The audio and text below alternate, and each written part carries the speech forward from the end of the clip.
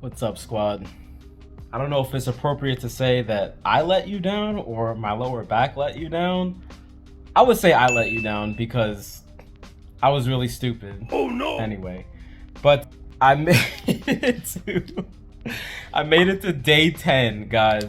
I completely failed. I failed Bruce Lee's Isochain workout. Oh my god. But it's okay. You know what? As long as we don't quit, there are unlimited retries. So my back is healing right now. In fact, if you haven't seen the video on rehabbing my lower back using the Isochain, here is a link right here. So go ahead and check that out. It's actually pretty interesting about how I felt before and after that little workout session. It took about 8 minutes and felt great. All right. So I want to go over with you these numbers. These numbers get really awesome and then they get really depressing. And there's actually a break where you can see when the injury happened. All right. So this started with the video I'm back, where I got clearance to work out again, and the Isochain is literally the first exercise I did in about 7 weeks of inactivity post-op. I didn't even weight lift. Literally the first physical activity I did was the Isochain. All right, guys, so here's what the exercises were. I modified 2 exercises on Bruce Lee's Isochain workout, but they are the overhead press at chain link 55, the overhead press at chain link 45, because he did one at mid and one at top. The Zercher squat, I know Bruce Lee did the front squat. The Zercher squat at chain link 20, which was fine, ominous foreshadowing. Upright row on your calves, also chain link 20. The rear shrug, Bruce Lee did the regular shrug. I did the rear shrug just because I felt that I really wanted to build that up, and performing the rear shrug actually builds the thickness. The front shrug more builds the height. So I just wanted to really build that thick portion of trap back. Turns out it wouldn't have mattered anyway. So when I redo this, I'm going to do the front shrug. The calf raise also at chain link 9. What would have been the parallel squat, so this is the front squat at complete 90-degree angle, right? I totally put in the sissy squat at chain link 5 because I love the freaking sissy squat, guys. I freaking love that exercise. My knees make me feel like a new man. If there's anything else you take from this. And then the deadlift at chain link 5. Okay, let's go into these numbers. Okay, day 1, I was so excited, I decided to do a 3x6. Probably not the wisest idea, but you know, excitement, energy. And so I got a 94, 88, and 84 on day 1 of the overhead shoulder press 55. Then on chain link 45, I got 178, 165, and 155. These are the numbers that are on my video, by the way, on the I'm Back video. So you guys actually already know these. You don't know what comes after this, which was actually really freaking exciting, especially my squat.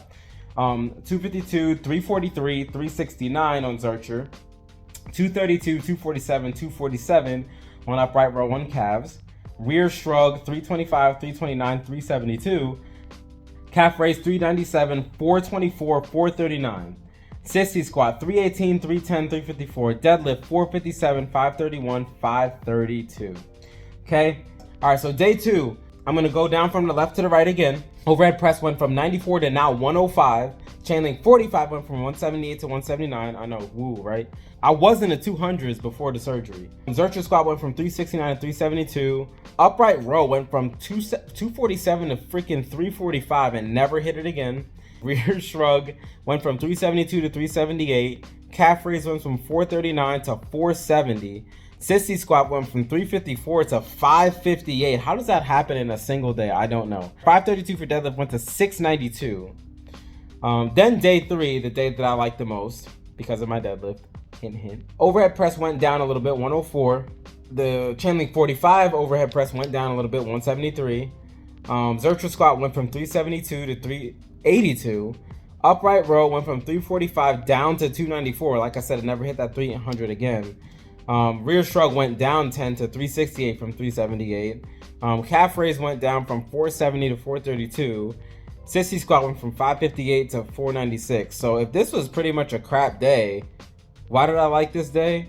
My deadlift hit an all-time high of 706 pounds, and the guys had never hit that high again.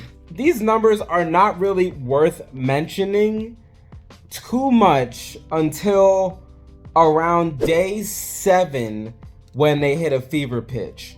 Now I want to show you guys. Now you guys can see outside of that 706, my deadlift started to go down. This is not where I hurt my back. 547, 631, 639, those numbers, and even the 504, those numbers are where I really was like pulling with everything I had. There was no type of CNS fatigue. Like my workouts for the last 6 weeks, I just started, as of this recording, I just started my real routine, the one I was doing before the surgery.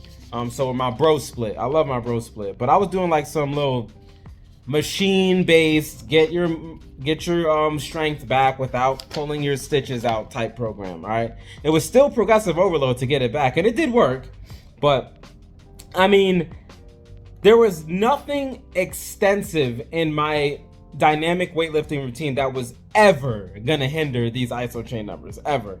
So these numbers that you see, these are just straight up raw numbers, especially because I did the Isochain first before my lifting. Every time I did the Isochain before my back got hurt. All right, so these numbers are starting to fluctuate all over the place. My sissy squat was really starting to build. That 558 seemed like a fluke because it went down, but then it started to build back up. You can see that hitting a high of 607 on day 10, and then that's just where my back was just like, okay, enough. Same thing, my deadlift started to go back down. It came back up to 612 before it was like, all right, we're done. Calf raise was kind of, I felt like it was kind of dancing all over the place. That 430 made no sense to me. If you can see that on day 8, I really don't understand that. There were none where it like there was any type of red flag whatsoever. The rear shrug, no red flags. I mean, it started to like dip for no reason. I don't really understand. I don't. So I don't know why that happened. The thing to take into consideration here is that it started at 325 and ended at 409.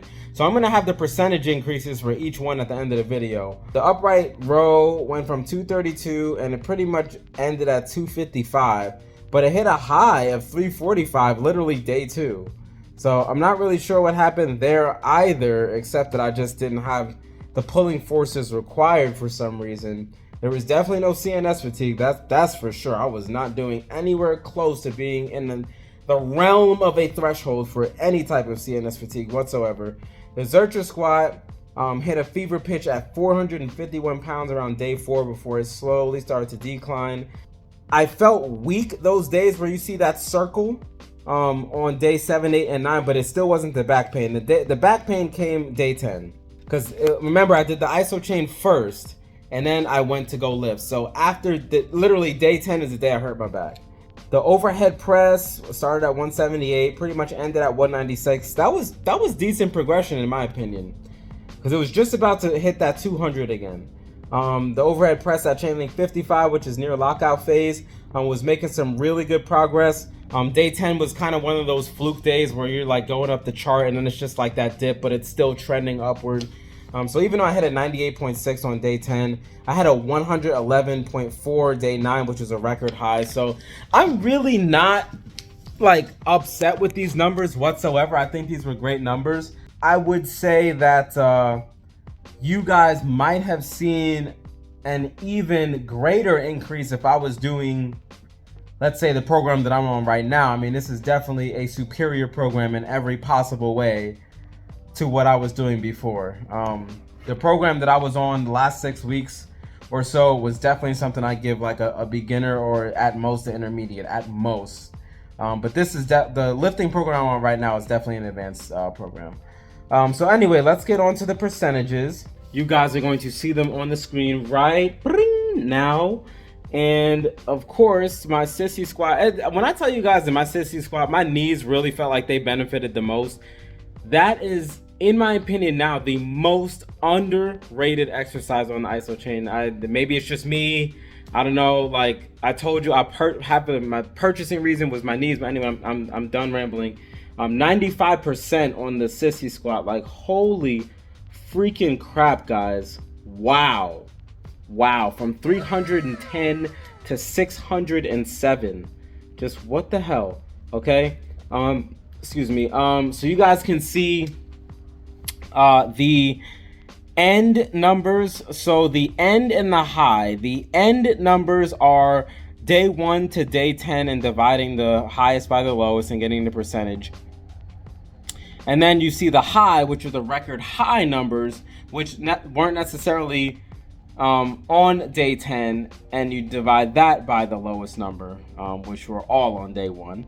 All right, so let's start with the overhead press. 16% from day 1 to day 10.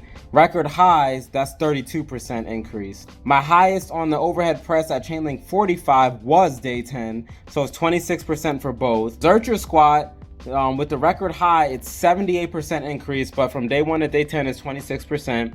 Upright row, 9% from day 1 to day 10, but with the record high on day 2 of 345, I got 48%. Rear shrug from day 1 to day 10, 33% increase. With the record high, it was a 25% increase. Calf raise, from day 1 to day 10, 18%. With the record high, it was a 25% increase for my calves. The sissy squat, 95%. Man, I almost damn near doubled my strength with that, 100% increase. And really, my knees still feel like that, honestly.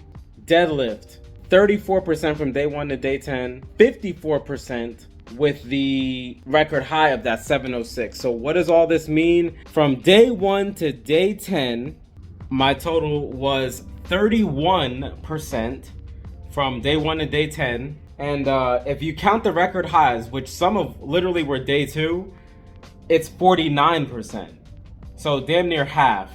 I would actually, because of the way that this happened, I'd probably put the number somewhere in the middle. So whatever the middle number of 31 and 49 is, I feel like it'd be like 38 or 39 or something like that, because it's pretty much 30 and 50, so like 40. I'd say pretty much a nice 39 and 40% increase. Not terrible, not great. I really wasn't expecting much coming back, but whenever I have a client on the Isochain, their numbers are about 25% just using the Isochain. So these numbers actually are pretty indicative, or what do you say, indicative of everything going according to plan. So I'm actually pretty happy with this.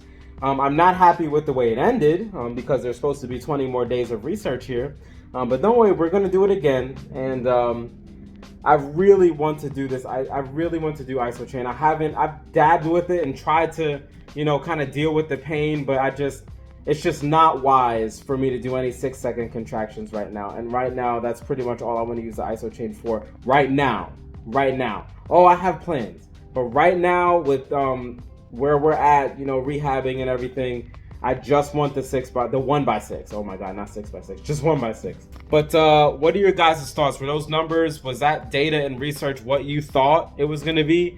I know for me, not really. So I'd love to know your thoughts in the comment section below. Thanks for hearing me ramble for the last, 10 plus minutes. Thanks for watching. If you liked the video, if you're a numbers guy like me, go ahead and drop a like.